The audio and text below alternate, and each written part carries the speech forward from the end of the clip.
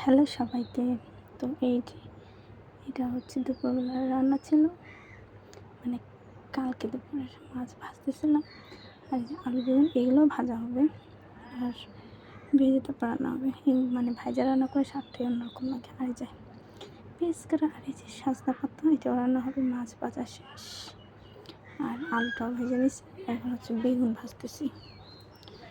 তারপর হচ্ছে আপনার এগুলো দিয়ে হবে একটা তরকারি, আর সজনা পাতার একটা তরকারি, সেটা আপনি শেষে দেখতে পাবেন। সরি, ঠান্ডা লাগছে একটু। আর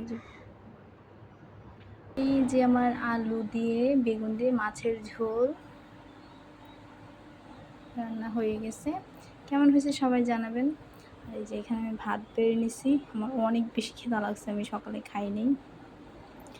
আর এই যে দেখেন, বলেন তো এটা কি? এটা হচ্ছে আমার সব থেকে পছন্দের একটা খাবার, যেটা আমি আমার বিয়ের আগে আমার মা রান্না করতো। সজনা পাতা চেনেন হয়তো, বা অনেকে চেনেন না।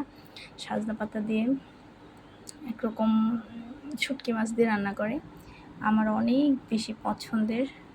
আমি এখনও যদি কখনো আমি আমার বাসায় যাই, আমার বাড়িতে যাই, আমার মাকে, মা যদি ফোন করে জিজ্ঞেস করে কী রান্না করো, কী খাবি, আমি সবার প্রথমে সজনা পাতার এই তরকারি আর হয়েছে কচু শাক, এই দুইটা জিনিসটা রান্না করতে বলি। আমার এত ভালো লাগে আমার মার হাতের এই দুইটা জিনিস।